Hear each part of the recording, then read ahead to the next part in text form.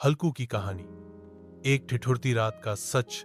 यह कहानी मुंशी प्रेमचंद की प्रसिद्ध कहानी पूस की रात से प्रेरित है, जो भारतीय ग्रामीण जीवन के संघर्ष और किसान की मजबूरी को वह मार्मिक ढंग से दर्शाती है। माह का महीना था और हा कंपा देने वाली ठंड पा रही थी। हल्कू, एक गरीब किसान, अपने खेत में बनी मचान पर बैठा ठिठुर रहा था। उसके पास एक पुरानी फटी हुई चादर थी, जो इस कड़कती सर्दी से बचाने के लिए नाकाफी थी। उसके बगल में उसका वफादार कुत्ता जबरा भी सिकुड़ कर बैठा था। आज तो प्राण निकल जाएंगे, हल्कू ने जबरा से कहा।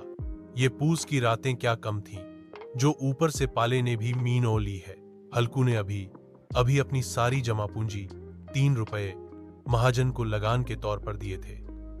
उसकी पत्नी मुन्नी ने उसे बहुत रोका था, क्योंकि उन पैसों से वे एक मोटी चादर खरीद सकते थे या कुछ खाने का इंतजाम कर सकते थे।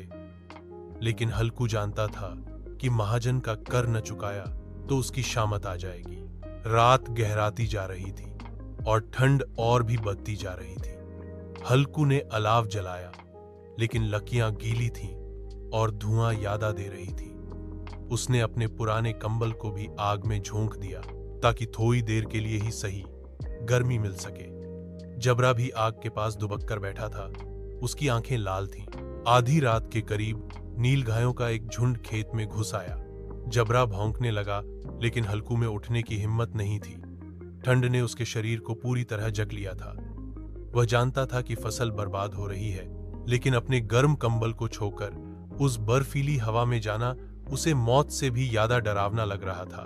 जा जबरा, भगा दे उन्हें, हल्कू ने कमजोर आवाज में कहा। लेकिन जबरा भी ठंड से कांप रहा था और हल्कू के बगल से हटने को तैयार नहीं था। सुबह जब मुन्नी खेत पर आई तो उसने देखा कि सारी फसल चौपट हो चुकी है। खेत में पाले की मोटी परत जमी हुई थी और नीलगायों ने जो बचा था उसे रौंद दिया था। मुन्नी की आंखों में आंसू थे। सारी मेहनत बेकार हो गई, अब हम क्या खाएंगे?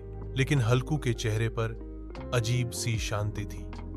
उसने कहा, कोई बात नहीं, अब रात में इस ठिठुरती ठंड में खेत पर तो नहीं सोना पड़ेगा। हल्कू जानता था कि फसल का नुकसान हुआ है, लेकिन उस भयानक सर्दी में खेत पर जागने की मजबूरी से उसे मुक्ति मिल गई थी। यह उसकी गरीबी और मजबूरी की चरम सीमा थी, जहां फसल के नुकसान से ज्यादा राहत उसे रात की ठंड से मिली थी।